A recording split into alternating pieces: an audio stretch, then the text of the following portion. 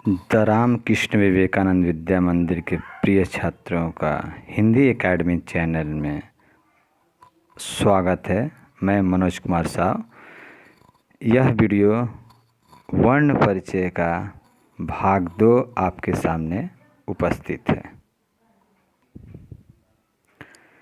जैसा कि इस पाठ में मैं अपना एक संक्षिप्त आपके सामने प्रस्तुत करने की कोशिश किया हूँ।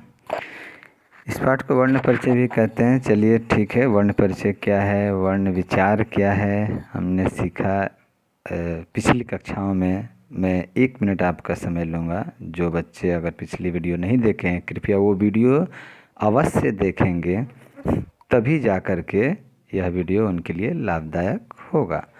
तो जैसा कि आप देख रहे हैं कि पहले में वर्ण की परिभाषा हमने चर्चा की थी। स्वर और व्यंजन की परिभाषा, उच्चारण स्थान क्या है, कंठ और तालव्य मूर्धन्य, ये सारी बातें हमने चर्चा की थी। मात्रा क्या है, मात्रा की अलग से परिभाषा हमने बताई थी। स्वर के भेद, ह्रस्व स्वर, दीर्घ स्वर क्या है, ये बताए थे। व्यंजन और परिभाषा के साथ साथ स्पर्श, अंतस्थ और ऊष्म, यहाँ तक मैंने प्रायः आपके सामने चर्चा किया होगा। अगर कुछ छूट गया होगा तो फिर मैं आपके सामने उपस्थित रहूँगा उन प्रश्नों के द्वारा जो आपको असुविधा हो। अब जैसा कि रहित और सहित यहाँ पर आप देख रहे हैं, तो पहले ही हम ये बता दें, रहित का अर्थ यहाँ पर कुछ शब्द बनाए हैं जो बच्चों को पढ़ते समय रीडिंग करते हैं। अभी हमने बुक भी हम खोलेंगे, किताब भी आपके सामने लाएंगे। पहले इन बातों को चर्चा करते चलें। रहित मतलब नहीं, स्पष्ट आप लिख लीजिए। और सहित मतलब साथ, जैसे स्वर रहित तो स्वर के बिना, स्वर सहित मतलब स्वर के साथ। स्पष्ट हुआ। और इसके बाद मैं र का प्रयोग के लिए आपके सामने बुक उपस्थित कर रहा हूँ।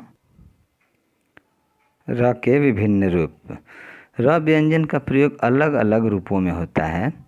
इसके मैं थोड़ा बड़ा कर रहा हूँ। इसके प्रयोग को समझ लेना आवश्यक है। र के 4 मुख्य रूप यहाँ पर दिया हुआ है आपके पुस्तक में। मूल रूप में र शब्दों के प्रारंभ, मध्य एवं अंत में आता है, जैसे रथ, गरम, अगर। चलिए 3 शब्द है जो प्रथम, मध्य में, अंत में आ रहा है। अब पहला ख नंबर, उसकी विशेषता क्या है? यदि स्वर सहित, अभी हमने कहा ना रहित और सहित की बात की, तो स्वर सहित मतलब स्वर के साथ र के पहले कोई स्वर रहित यानी नहीं व्यंजन हो, यह अपने से पहले व्यंजन के नीचे पाई वाली र देख रहे हैं रूप में लगता है, जैसे क्रम। अब इसको पाई वाले व्यंजन के साथ भी आप कह सकते हैं। यह मैं आपके संक्षेप या उसको रुचिकर बनाने के लिए मैं ऐसा खोज किया हूँ या अपने से यह निकाला हूँ, पहचान के लिए लगभग प्रायः कह सकते हैं। मैंने पहले वीडियो में बताया था, व्याकरण को बदला नहीं जा सकता है, उसे थोड़ा रुचिकर और समझने का प्रयास, और बच्चों तक हर संभव हम कोशिश करते हैं उन तक हम पहुँच पाएँ। जैसे क्रम, प्रदीप, प्रकाश, ग्रहण, पत्र, ब्रह्म आदि। अब इसे पदेन यानी र कहते हैं। अब देखिए यहाँ ग, यदि र स्वर रहित यानी फिर से यहाँ पर रहित, रहित मतलब स्वर के बिना हो, तो अपने से आगे वाले स्वर युक्त व्यंजन के ऊपर लगाया जाता है। इसे र रेफ यानी कि ऊपर, शिरोरेखा के ऊपर। शिरोरेखा क्या है? जो शब्द लिखते हैं, एक जो पाई खींचते हैं वह शिरोरेखा यानी कि उसके ऊपर, जैसे पर्वत, धर्म, कर्म इत्यादि। घ नंबर, यदि स्वर सहित, फिर से स्वर के साथ र से पहले स्वर रहित गोलाकार। अब यहाँ पर आप कह सकते हैं गोलाकार अक्षर, गोलाकार व्यंजन में ही ये जो आप ट्रक, ड्रम, राष्ट्र ये देख रहे हैं, ये ऐसे र यहाँ पर लगेंगे। ध्यान दें, अब जो नीचे री को र मानने के भूल ना करें, यह री की मात्रा है, जबकि र व्यंजन जैसे कृपा। अब इसका विच्छेद करेंगे, अभी आगे वर्ण विच्छेद भी पढ़ेंगे। क, री प्लस प हलंत प्लस जोड़ आ। अब यहाँ पर संयुक्त व्यंजन के रूप में पंचम वर्ण जब अपने ही वर्ग के किसी व्यंजन के पहले और रहित नहीं रूप में जुड़ता है, तब उसे अनुस्वार द्वारा लिखा जाता है। इस तालिका में दिए उदाहरणों में यह बात स्पष्ट हो जाएगी। अब यहाँ पर हम बात करेंगे अनुस्वार और अनुनासिक का। जैसे कि आप देख सकते हैं अंक, पंकज, यहाँ पर सारे पंचमा अक्षर क ख ग घ जो अंग आप पढ़ चुके होंगे, इसको आप देखेंगे यहाँ अपने ही वर्ग के अर्थात क वर्ग के आने पर इनके पूर्व के वर्ण पर अनुस्वार लगाया जाता है। यानी कि पंचमा अक्षर जहाँ रहेंगे वहाँ पर अनुस्वार का प्रयोग होगा। क वर्ग में इसका उच्चारण और लेखन अंग्य के रूप में होता है। यद्यपि अंक, अंक और अंक पुरानी विधि है, तीनों ही वर्तनी दृष्टि से शुद्ध है, फिर भी हम केवल अनुस्वार चिन्ह का ही लेखन होगा। मैं यहाँ थोड़ा साउंड बढ़ा दिया। च वर्ग, अब यहाँ पर देख रहे हैं च वर्ग में पंचमा अक्षर पंक्षी, मंजन, मंझधार इत्यादि। ट वर्ग में भी कंठ पंचमा अक्षर, त वर्ग में न, महंत। अब यहाँ पर बहुत बच्चे ये भी प्रश्न करते हैं कि सर अनुस्वार हम लगाएं कहाँ। तो आप यहाँ पर देख सकते हैं कोई भी एक शब्द हम लेते हैं, जैसे मंद, आपको समझने के लिए हम अगर लिखेंगे म, न और द, तो मान लीजिएगा हम ऐसे हुआ। इसको अगर हमको लिखना है अब तो लगाएंगे का म और द के बीच में है ना, तो म और द लिख देंगे और इसके बीच में ये बिंदी लगा देंगे। तो ये अनुस्वार लगाने का जहाँ भी उस पंचमा अक्षर हो, जैसे गुम्फित में भी देख रहे हैं, कंबल में देख रहे हैं क और म के बीच में, पंप में देख रहे हैं, घंटा में देख रहे हैं, तो ये लगाने की विधि है। इसे आपके सामने कभी हम प्रस्तुत होंगे कक्षा में तो ब्लैक बोर्ड पर और विस्तार से। अब यहाँ पर अनुनासिक, तो अनुस्वार की परिभाषा हम भी करते चलें। जिससे इसके विपरीत जिन वर्णों के उच्चारण में हवा नाक और मुंह दोनों से निकलती है, अब इसके विपरीत क्या होगा, सिर्फ नाक से निकलती है तो उससे अनुस्वार।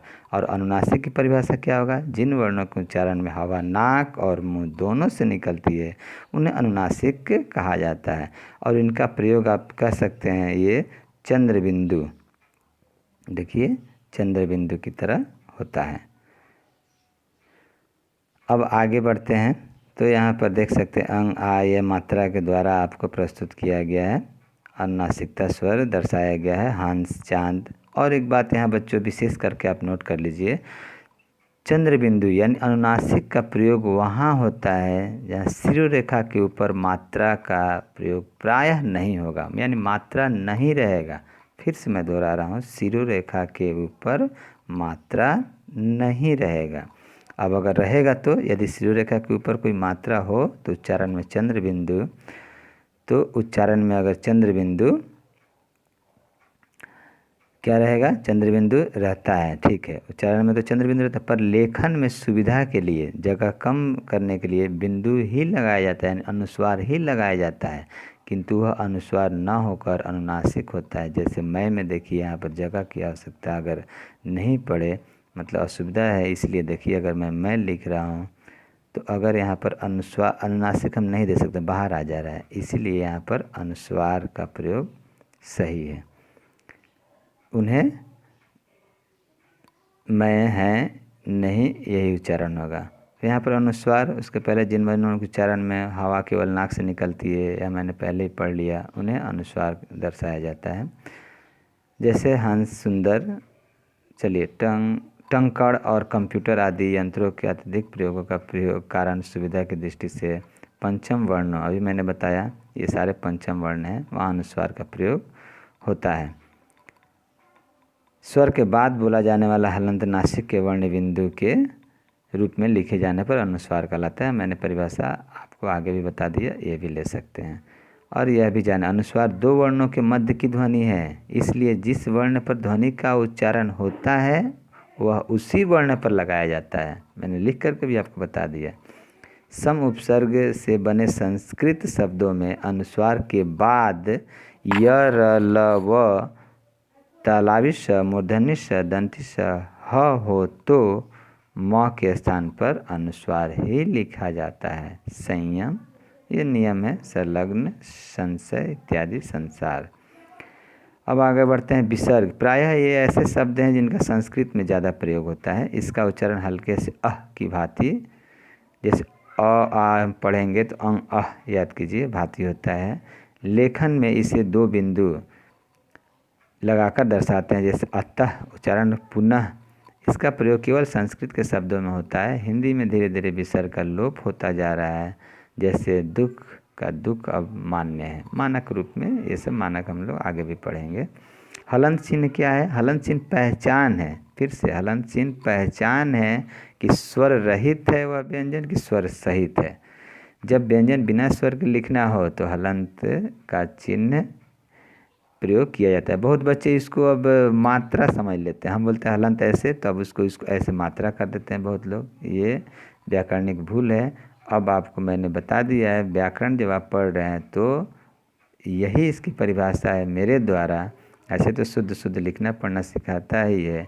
व्याकरण की परिभाषा मेरे द्वारा अशिक्षित से आपको शिक्षित बनाता है, प्रयोग किया जाता है। हो गया। और यहाँ पर देख सकते हैं हड्डी और लट्टू।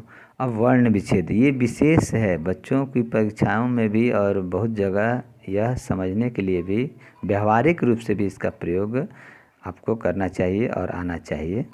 यह बुनियाद है, यह वर्ण विच्छेद। वर्ण विच्छेद आप देख ही रहे, विच्छेद मतलब टुकड़े टुकड़े करना वर्ण को, तो पता चलेगा कि इसमें कितने स्वर हैं, कौन से स्वर हैं और कौन से व्यंजन हैं। किसी शब्द या ध्वनि समूह के सभी वर्णों को अलग अलग स्वर और व्यंजन बता दिया मैंने, करना वर्ण विच्छेद है। जैसे रमेश, तो र हलंत, हलंत का मतलब है कि इसमें अब स्वर रहित हो गया ये, अब इसमें स्वर नहीं है। अ मतलब इसमें स्वर हट गया तो यहाँ पर अ आ गया। म से अगर स्वर हट गया तो ए आ गया। स अब आ गया, तलवी स आ गया तो फिर अ हट गया। तब यहाँ पर देख सकते हैं कि रमेश, कंघा, ऐसे ही पुस्तक, विद्यालय। ये वर्ण विच्छेद बच्चों को लेखन के माध्यम से हम लोग कक्षा में भी ब्लैक बोर्ड पर सिखाते रहते हैं। अब यहाँ पर हम पाठ का अंतिम पड़ाव पर यहाँ पर पहुँच चुके हैं। हमने सीखा आपके पाठ के अनुसार, और हमने क्या क्या बताया, हमने भी एक लिस्ट बनाया है, वो मैं अभी आपके सामने प्रस्तुत करूँगा। तो भाषा के सबसे छोटी इकाई वर्ण या ध्वनि। स्वरों का उच्चारण बिना किसी रुकावट के होता है। स्वर और व्यंजन का अंतर भी आपको लिखना है, यहाँ गृह कार्य नोट करते रहें। व्यंजन स्वर के साथ ही उच्चारित होते हैं तथा उसके उच्चारण में हवा मुख से टकराती है। चलिए वर्ण का आप देख सकते हैं, यहाँ फैमिली एक तरह से ये है बनाया हुआ ट्री। वर्ण तो स्वर व्यंजन, स्वर का ह्रस्व स्वर, दीर्घ और व्यंजन का स्पर्श, अंतस्थ और उसमें। र का प्रयोग हमने 4 प्रकार का देख लिया। किसी शब्द के सभी वर्णों को अलग अलग करना वर्ण विच्छेद कहलाता है। और हम फिर यहाँ पर बात कर रहे हैं, ये प्रश्न अभ्यास जितने भी है बिल्कुल आसान है। आप कृपया इसको अपने उत्तर पुस्तिका पर बनाइए, और जो नहीं आए उसका फ़ोटो क्लिक करके मेरे व्हाट्सएप नंबर पर आप भेज सकते हैं, या कमेंट में लिख सकते हैं, या हमें अगर जानकारी मिले तो मैं इसके ऊपर एक अलग से प्रश्न अभ्यास लेसन 1 से जो भी हमने पढ़ाया आपको, भाषा बोली लिपि व्याकरण या जो वर्ण विच्छेद चल रहा है, इसके ऊपर मैं एक प्रश्न के ऊपर भी आपके सामने लेकर प्रस्तुत रहूँगा। मैं आपका ज़्यादा समय अब नहीं लूँगा, बस 2 मिनट, आखिरी 2 मिनट। इस पाठ से हम सीखे क्या? हमने सीखा वर्ण की परिभाषा। अब मैं जो रेड से कवर किया हूँ या उसको ब्रैकेट किया हूँ, वो कृपया करके बच्चे उसका परिभाषा लिख करके बिल्कुल याद करें। बिना याद किए या जो हम बताए हैं उसको आसानी से उसको अपने शब्दों में भी लिख सकते हैं। जैसा कि मैंने वर्ण का भी कर दिया, वर्ण का छूट गया था। तो अब यहाँ पर स्वर और व्यंजन की परिभाषा आपको लिखना है उच्चारण के साथ, तो आप समझ गए। मात्रा की परिभाषा क्या है हमने बताया है, आप वो लिखेंगे। यहाँ पर फिर स्वर तो आप ऊपर ही हो चुका है, ह्रस्व स्वर, ह्रस्व स्वर और दीर्घ स्वर यहाँ पर दिया हुआ है। व्यंजन की परिभाषा आपको लिखना है। भेद यहाँ पर हमने पढ़ा। और आज हम लोग क्या क्या पढ़े? रहित और सहित का अर्थ जाने, र का प्रयोग जाने, वर्ण विच्छेद क्या है और कैसे करते हैं, तो वर्ण विच्छेद की परिभाषा भी लिखेंगे उदाहरण के साथ। उच्चारण और वर्तनी पहले ही कक्षा में हमने बता दिया था, कहाँ से कौन से वर्ण का कौन सा स्पर्श है, कौन सा कंठ है, कौन सा तालव्य है, ये सारी बातें हमने दंत है कौन सा है मैंने चर्चा कर दिया हुआ। आपको असुविधा हो तो फिर आप पूछ सकते हैं। फिर हमने अनुनासिक और अनुनासिक और अनुस्वार का विस्तार रूप यहाँ आपको प्रस्तुत किया। आशा करते हैं कि यह बुनियाद, यह बेसिक कक्षा आप तक पहुंच पाई हो, और कुछ भी अगर आपको इसमें असुविधा हो तो फिर से मैं अपना यहाँ पर नंबर आपके लिए बोल रहा हूँ 9661008711। धन्यवाद। सुरक्षित रहें, घर में रहें। फिर से पुनः सभी अभिभावकों को और बच्चों को मेरा नमस्कार।